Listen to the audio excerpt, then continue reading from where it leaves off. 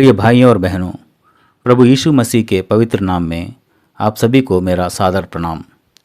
लूका रचित सुसमाचार के 8वें अध्याय में प्रभु यीशु मसीह बीज बोने वाले का दृष्टांत बताते हैं। इस दृष्टांत में एक बोने वाला बीज बोने निकलता है। जब वह बीज बो रहा था तो कुछ बीज अलग अलग प्रकार की मिट्टियों पर गिरते हैं।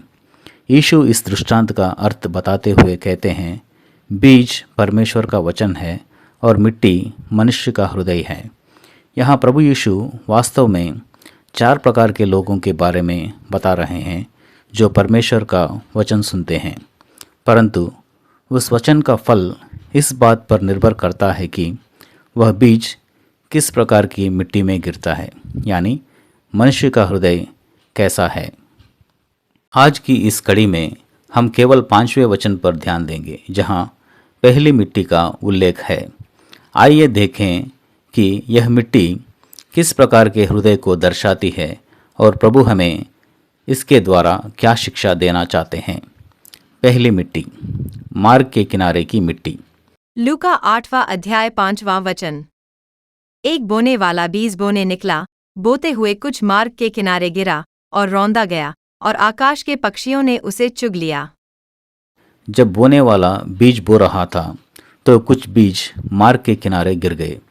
वह जमीन बहुत कठोर थी, इसलिए बीज मिट्टी के अंदर नहीं जा सके, वे ऊपर ही रह गए। फिर पक्षी आए और उन बीजों को खा गए। अब यीशु इसका अर्थ बताते हैं।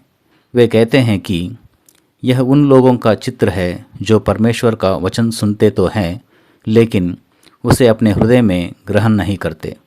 उनका हृदय कठोर होता है, वचन उनके भीतर प्रवेश नहीं करता, और क्योंकि वचन भीतर नहीं जाता इसलिए वह जड़ नहीं पकड़ता।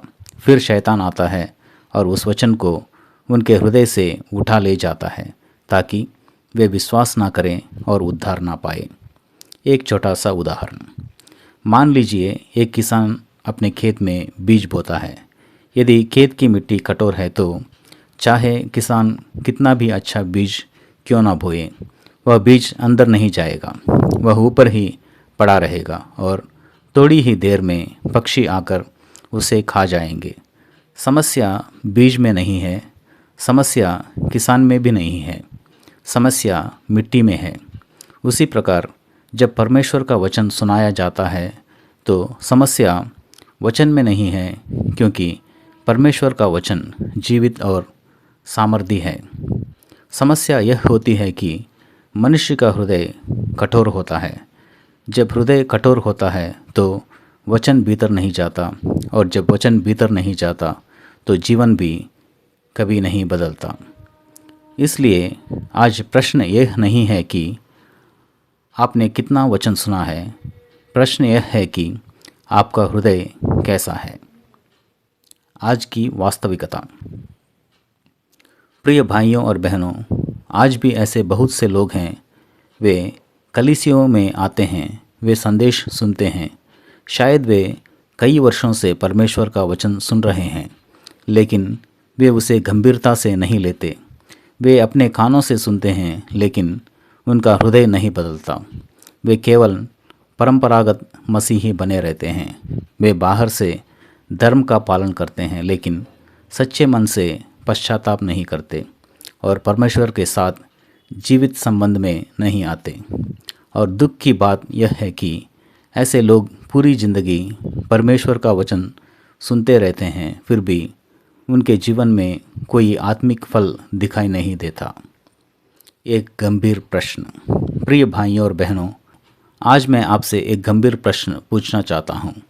क्या आप भी कई वर्षों से प्रभु यीशु मसीह का वचन सुन रहे हैं, फिर भी आपके जीवन में कोई सच्चा परिवर्तन नहीं आया? यदि ऐसा है तो सावधान हो जाइए, क्योंकि प्रभु यीशु मसीह ने यूहन्ना 3:3 में कहा, मैं तुमसे सच सच कहता हूँ, जब तक कोई ऊपर से जन्म ना ले वह परमेश्वर का राज्य देख नहीं सकता। और यूहन्ना 3:5 में यीशु कहते हैं, जब तक कोई जल और आत्मा से जन्म ना ले वह परमेश्वर के राज्य में प्रवेश नहीं करता।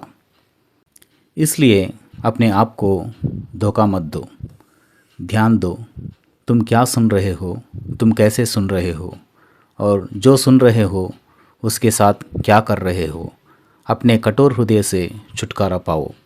आज ही अपने पापों के लिए सच्चे मन से पश्चाताप करो और मन फिराओ। यही है ऊपर से जन्म लेना, यही है नया जन्म लेना। 2 कुरिन्थियों 6:2 में परमेश्वर कहता है, सुनो, यही है वह अनुकूल समय, देखो यही है उद्धार का दिन। इसलिए आज ही प्रभु की ओर लौट आओ, कल पर मत छोड़ो, क्योंकि आज ही उद्धार का दिन है। प्रार्थना। यदि आप सचमुच अपने जीवन में परिवर्तन चाहते हैं तो मेरे साथ यह प्रार्थना करो। प्रभु यीशु मसीह, इतने दिनों से मैं आपका वचन सुनता रहा, लेकिन मैंने उसे कभी गंभीरता से नहीं लिया। मेरे जीवन में कोई सच्चा परिवर्तन नहीं आया। आज मैं अपने पापों के लिए पश्चाताप करता हूँ। कृपया मुझे क्षमा करें। मैं चाहता हूँ कि आपका वचन मेरे हृदय में बना रहे और मेरा जीवन सचमुच बदल जाए। मुझे नया जीवन दीजिए, मुझे नया हृदय दीजिए। आज से मैं आपके लिए जीना चाहता हूँ।